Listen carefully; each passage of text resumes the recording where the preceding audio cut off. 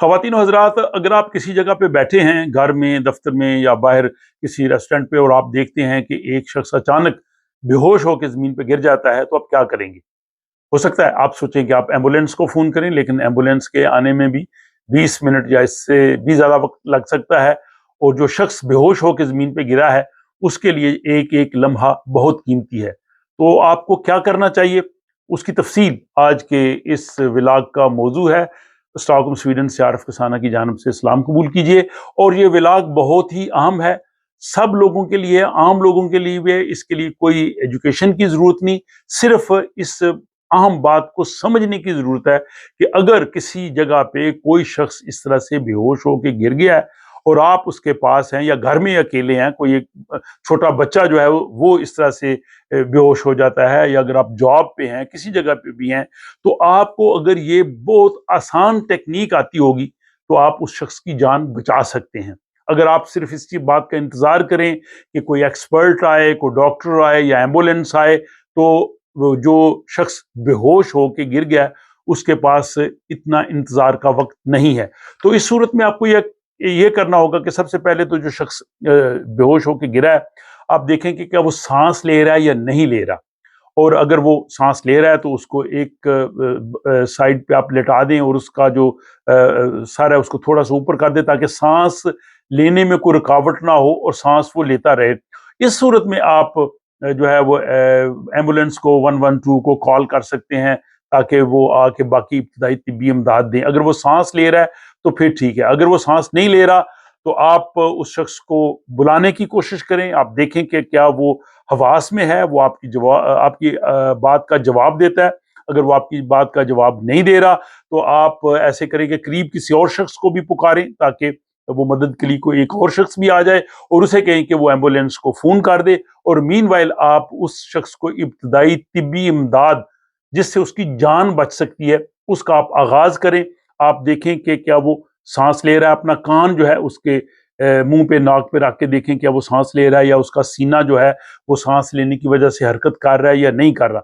अगर वो ये सब कुछ हरकत नहीं कर रहा, तो इसका मतलब यह है कि उसका जो है वो दिल काम करना बंद कर गया है, और जिसकी वजह से दौरान खून और सांस का जो है वो मसला बहुत ही अहम है।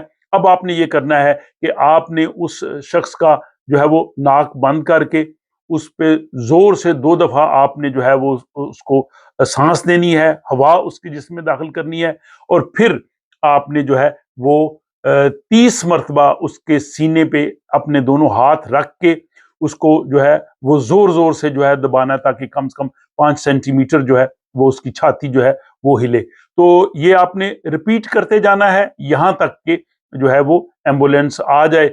स्वीडन में बहुत से इदारे जो हैं वो अपने मुलाज़मीन को इसकी मुफ्त ट्रेनिंग देते हैं, ताकि जॉब पे, घर पे, किसी जगह भी इस किस्म का मामला पेश आए तो वो कर सकते हैं। और यहाँ ये स्टडी भी हुई है कि जो लोग सिर्फ इस चीज़ का इंतज़ार करते हैं कि एम्बुलेंस या कोई एक्सपर्ट शख्स आए, उसकी बजाय आम लोग अगर वो इसको जान बचाने का जो सिलसिला शुरू करते हैं, जिसको इंग्लिश में सीआरपी और स्वीडिश में ओएलआर कहते हैं, यानी लंग्स और जो हार्ट है, इसको आपने दोबारा से जो है वो स्टार्ट करवाना है।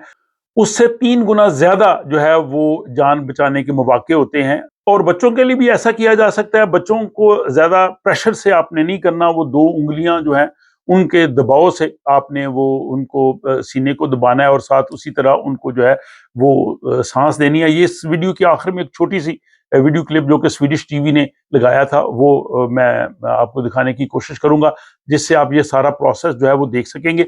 और बाज़ जगह यहाँ पे जॉब्स या रेस्टोरेंट या ऐसी पब्लिक प्लेसेस, उस पे ये जो है दिल को दोबारा जो है वो हरकत देने वाले आलात होते हैं। इसको आप जो है वो इस्तेमाल कर सकते हैं, लेकिन इसके लिए भी ज़ाहिर है आपको थोड़ी-सी जो है वो ट्रेनिंग चाहिए। तो यहाँ स्वीडन में तो एक बड़ा मरबूत निज़ाम है, आप किसी भी जगह पे हों, वहाँ पे ये ट्रेनिंग देते हैं। अदरवाइज़ ये जो मेरी इस वीडियो की डिस्क्रिप्शन है, उसमें मैं वेबसाइट्स दे रहा हूँ, उन वेबसाइट्स को आप देख लें। उस पे उन्होंने इन्फॉर्मेशन, तरीकाकार काफ़ी हद तक बताया है।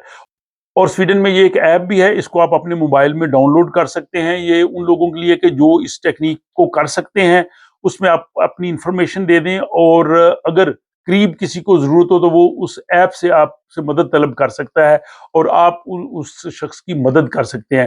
تو اس طرح سے آپ کی تھوڑی سی مہارت اور تھوڑی سی کوشش اور آپ کا علم جو ہے وہ دوسرے شخص کی جان بچا سکتا ہے. یہ بہت ہی امپورٹنٹ سچویشن ہوتی ہے اور اس وقت جو ہے وہ ایک ایک لمحہ قیمتی ہوتا ہے اور اس لمحے کو آپ جو ہے وہ ضائع نہ کریں.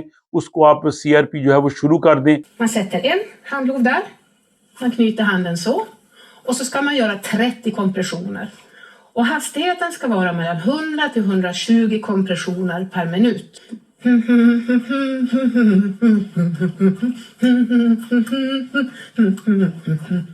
När jag nu har gjort 30 kompressioner, då ska jag alltså blåsa 2. Och det här, jag vill ha fria luftvägar. Jag sätter fingrarna runt näsan. Jag tar ett djupt andetag. Och jag sätter min mun mot personens mun. Och blåser ett långt djupt andetag in. Och så tittar jag att bröstkorgen höjer sig. Och jag gör det en gång till. Det var ju om jag är ensam. مجھے امید ہے کہ یہ important vlog آپ لوگوں کے لیے کافی help فل ہوگا. اگر آپ کو یہ ویڈیو پسند آئی ہے تو اپنے دوست احباب سے شیئر کیجئے تاکہ وہ بھی جو ہے وہ اس اہم ٹیکنیک کو سمجھ سکیں اور دوسروں کی مدد کر سکیں. اگر یہ ولاگ پسند آئے تو اس کو آپ لائک کر سکتے ہیں، شیئر کر سکتے ہیں، اپنی رائے دے سکتے ہیں اور مجھے اگلے ولاگ تک کے لیے اجازت دی.